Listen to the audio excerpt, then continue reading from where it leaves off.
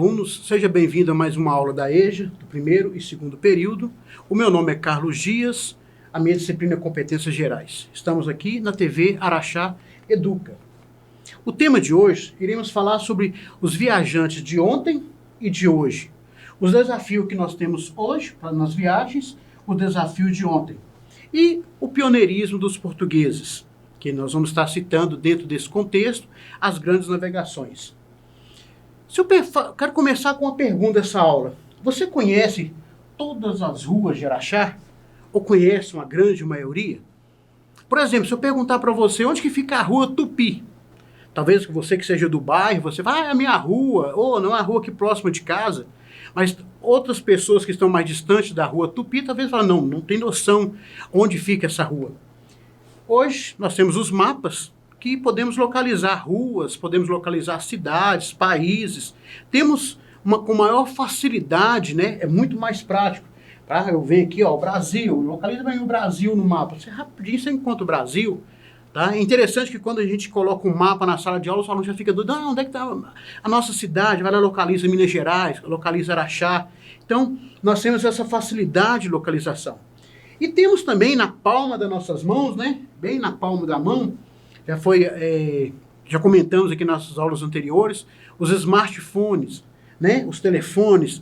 Então, eles nos possibilitam encontrar qualquer lugar. Você hoje fala assim, eu quero ir na rua Tupi. Você digita, o aplicativo já vai mostrar para você o caminho, a distância. Se você for de bicicleta, se você for a pé, se você for de carro, ele vai falar com você, vai registrar para você o percurso que você tem que fazer, o tempo que você vai gastar. Então hoje nós temos muita facilidade para viajar, para ir em qualquer lugar. Se você partir de uma viagem aqui para Belo Horizonte e não conhecer o caminho, você coloca no aplicativo lá, ele vai mostrando radar à frente, curva acentuada, ele vai indicando para você toda a estrada, você tem condições de ir a qualquer lugar usando os aplicativos. Ou seja, a tecnologia contribuiu e muito para nossas viagens, para nossa locomoção, para nós movermos, né? Contribuiu muito. Hoje nós acompanhamos na cidade aí os carros com os aplicativos. A pessoa chama um carro, o carro pega você no endereço, leva no endereço que ele quer, mesmo que ele não conheça a cidade, ele tem toda a facilidade. E olha que antigamente os taxistas tinham que saber o nome das ruas, onde ficava, ele tinha que ter um ponto de referência, tá? Hoje não, hoje você pode ir em qualquer lugar com esses aplicativos na palma da sua mão.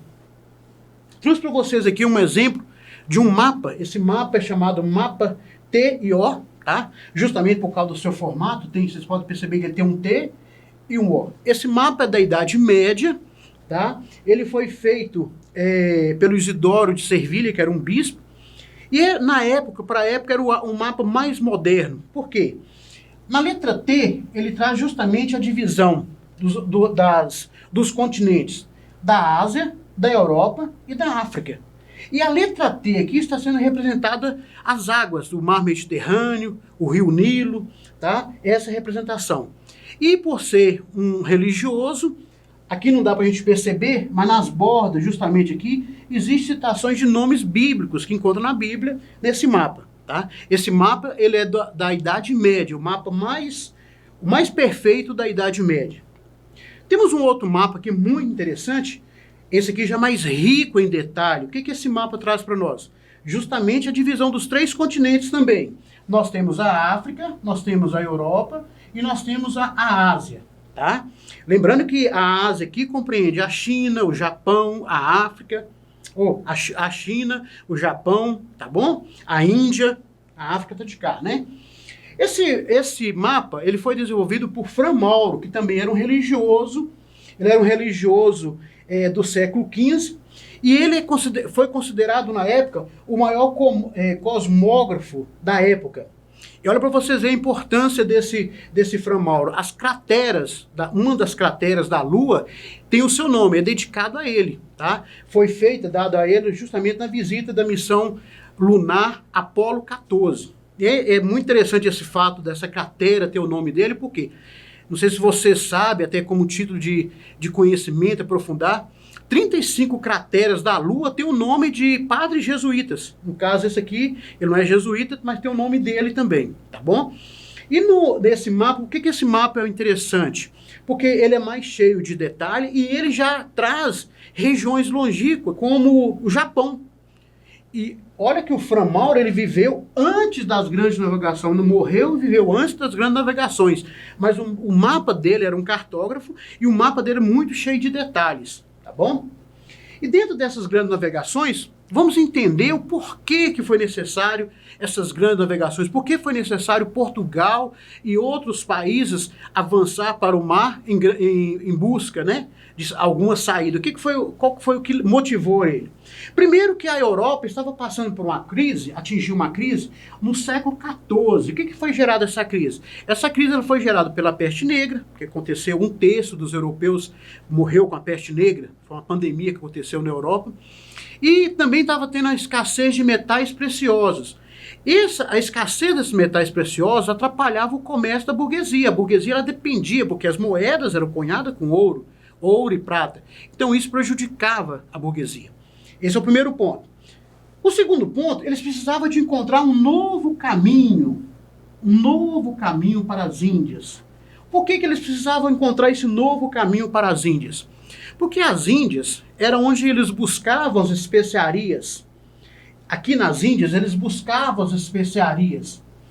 Só que quem dominava esse percurso era dominado por duas cidades, tá? Tinha um monopólio de duas cidades italianas. Aqui na Itália, tá aqui bem pequenininho, aqui dá para você ver, isso aqui é a Itália. Essas duas cidades é a cidade de Gênova e Veneza. Então todas as mercadorias que chegavam das Índias para entrar na Europa, ou passando pelo mar Mediterrâneo, ou vindo por terra, praticamente caía aqui nessas duas cidades, Gênova e Veneza. E da cidade de Gênova e Veneza era distribuído para o restante da Europa. Aconteceu outro fato interessante, que em 1453, os turcos otomanos tomaram Constantinopla. Aí acabou a rota mesmo. Praticamente ficou impedido de chegar mercadorias das Índias, chegar até no continente europeu. Os portugueses, que estavam aqui é Portugal, Portugal está localizado na Península Ibérica, os portugueses falaram, nós vamos pegar uma nova rota, descobrir uma nova rota para chegar nas Índias. Por que eles precisavam chegar nas Índias? Em busca de especiarias. E essas especiarias, tá, que era comercializado na Europa, o que são essas especiarias? São o que nós usamos hoje no nosso tempero. É cravo, pimenta do reino, noz moscada, anis, coentro. Todas essas especiarias que eram usadas na culinária para quê? Para conservar os alimentos, melhorar o gosto, o sabor, a conservação dos alimentos. E isso era muito caro, tá? Era uma mercadoria que era cara, então era uma mercadoria muito lucrativa para chegar lá. E Portugal sai na frente. Portugal foi o primeiro país a lançar para o mar. E por que Portugal saiu na frente? Qual foi o motivo? Por que tinha em Portugal que dava para ele essa preferência de estar na frente, lançar-se ao mar na frente? Vou colocar essa imagem aqui, que é o primeiro motivo, tá? Aqui é o mar, é um local lá em Portugal, um penhasco. É claro que é uma parte, né, de Portugal, não vou dizer que é Portugal completo. O que destaca aqui? Justamente o mar. Tá? O mar. Portugal estava acostumado com a pescaria, tinha experiência marítima. E a saída para Portugal era o mar. Tem uma frase dos portugueses, uma frase bonita, que fala assim, navegar é preciso, viver não é preciso. O que quer dizer isso? Para os portugueses, a saída deles era o mar. O navegar para eles era tão importante como viver. Então a saída deles para o mar. Então o primeiro motivo, o único meio que eles tinham era a saída para o mar, porque estavam onde? Justamente na Península Ibérica. Segundo motivo, eles tinham um apoio, o rei tinha um apoio da nobreza e da burguesia. Então o poder centralizado na mão do rei contribuiu para que o rei pudesse patrocinar essas grandes navegações. Segundo motivo. Tem várias, vamos colocar apenas 3. E o terceiro motivo, o terceiro motivo para os portugueses sair à frente era justamente porque Portugal foi um dos primeiros países a se organizar como Estado Nacional. Imagine vocês que Japão, Alemanha, conseguiu se organizar como Estado Nacional tempos bem na frente. Portugal já no século XII já era organizado como Estado Nacional. O que significa isso? Portugal já tinha um território, Portugal já tinha um rei, tinha um poder unificado e tinha um povo. Então aí formou-se, definiu como Estado Nacional. Então Portugal tinha o mar, a saída era o mar, a unificação, né, em torno do rei, da nobreza e da burguesia apoiando o rei, e a formação do Estado Nacional. Isso contribuiu para que Portugal fosse pioneiro nessas grandes navegações. Nós vamos ver aqui as dificuldades. Lembra quando eu falei lá no início, onde fica a Rua Tupi? Você já começou a pensar, meu Deus do céu, onde está essa Rua Tupi? Tá? Você já começa a pensar quais são as dificuldades para eu chegar nessa Rua Tupi. Vou de bicicleta, vou a pé, vou de carro, vou perguntar para alguém? Os portugueses também tiveram dificuldades, era muita dificuldade. Primeiro, olha que interessante, esse monstro marinho aqui. Não consegui muitas imagens, mas essa imagem do monstro marinho. Acreditava-se, né, que no Oceano Atlântico, que na época era conhecido como Mar Tenebroso, existiam grandes serpentes, que essas serpentes poderiam devorar. Acreditavam em sereias, tá? Serpentes, peixes gigantes. Eles até acreditavam, gente, que a Terra era plana. Havia essa ideia de que a Terra é plana. É claro que muitos depois existia teorias falando o contrário, né? Um exemplo que eu coloco para vocês aqui, o Eratóstenes, tá?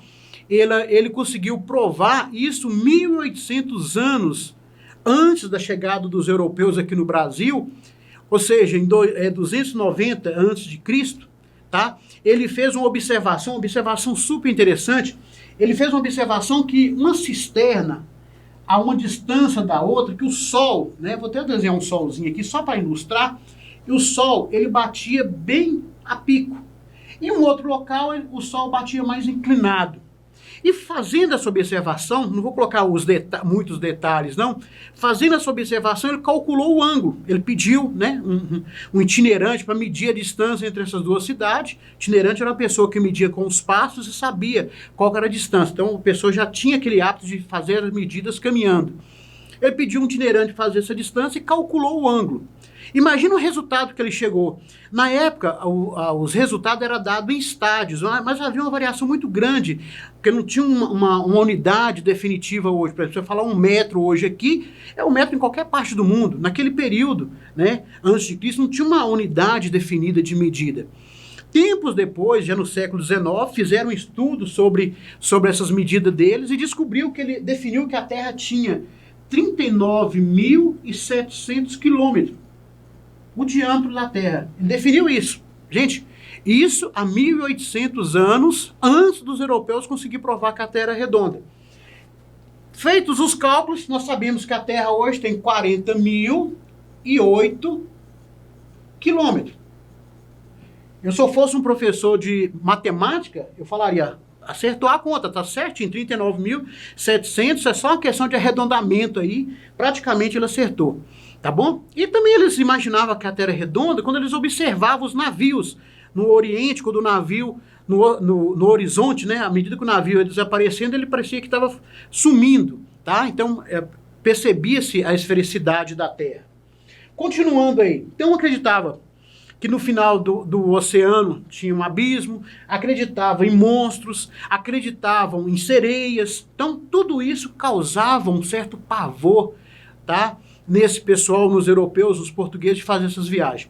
Aí você pode perguntar, mas por que esse pessoal ainda temor em querer ir? O mesmo acontece com nós hoje.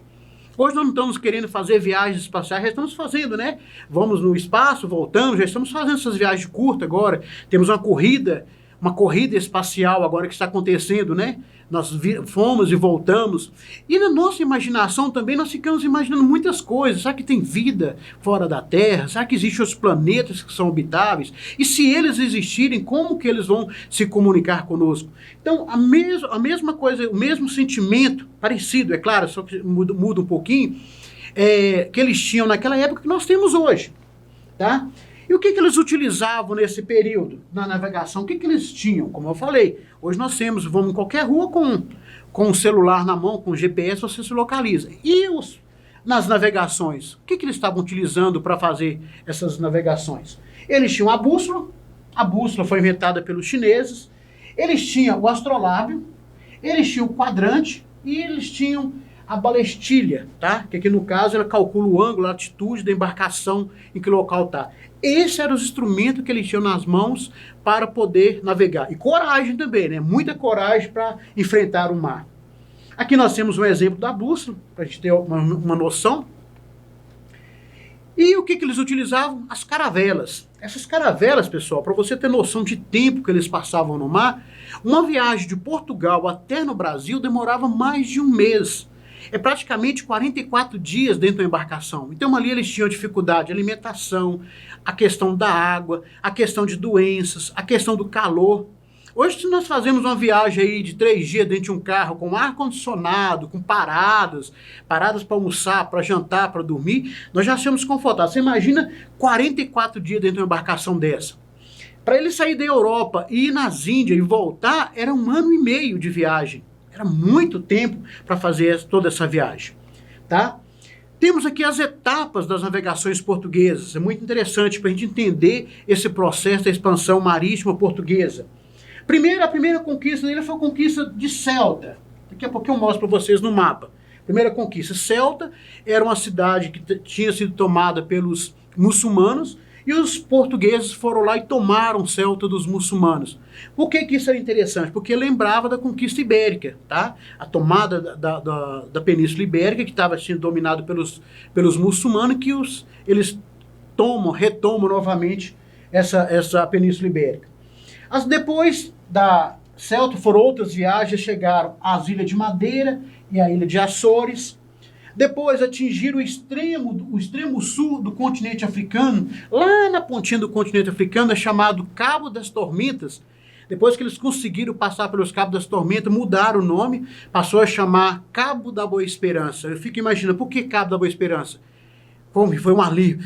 Ai, que alívio, conseguimos. Então isso, pessoal, não foi uma viagem só não, tá? Foi de 1415 até 1498, foram várias viagens. E uma viagem muito importante, 1498, que eu acabei de citar, a de Vasco da Gama. Vasco da Gama conseguiu chegar a Calicut, lá na Índia.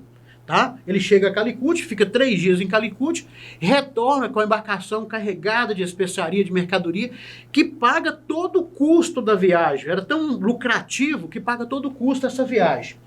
Como eu falei com vocês, esse mapa aqui não era um mapa que se conhecia na época, não. Ele foi sendo desenhado à medida que eles foram avançando, tá? Primeiro eles conquistaram Ceuta, depois eles vieram aqui conquistaram a Ilha do Açores, e eles foram fazendo todo esse percurso, e à medida que eles foram fazendo o percurso, eles iam construindo, tá? Pequenos portos para eles. Aqui, quando eles passam aqui que é o Cabo das Tormentas, que recebeu depois o nome de Cabo da Boa Esperança. Então daqui para frente, para chegar nas Índias, foi um pulo, tá bom? 3 meses depois, como eu falei, Vasco da Gama voltou com as mercadorias. Em 1500, Portugal chega no Brasil. Pedro Álvares Cabral, né? Chega ao Brasil. Essa é uma nova história que nós vamos contar na próxima aula. Com todas essas viagens dele, teve vários conhecimentos. O principal desse conhecimento foi justamente, foram acumulando na cartografia, tá? Que na época foi desenhado os mapas que chamava de portulanos. Pessoal, quando fala desses mapas, é muito interessante, pelo seguinte, o mapa era algo guardado em segredo. Por que em segredo? Porque o mapa mostrava onde é que tinha riqueza, o mapa mostrava onde é que tinha mercadoria que eles podiam comercializar depois, o mapa garantia que aquela região foi descoberta por eles e que eles tinham domínio sobre aquela região. Tá? Nós vamos até falar isso para frente um pouquinho da disputa de Portugal e Espanha. Tá bom? Aqui nós temos o primeiro mapa moderno. Uma pequena revisão para nós estarmos encerrando aí. O que nós estudamos na aula de hoje? Falamos sobre uma nova rota comercial que precisava chegar nas Índias. Falamos o porquê que Portugal foi pioneiro. O périplo africano, né, que foi de 1415 a 1498, foi o contorno do continente africano. E as buscas das especiarias. Tá bom? Agora é com vocês. Temos aqui as fontes, todas as fontes que foram utilizadas nesses slides. Bons estudos.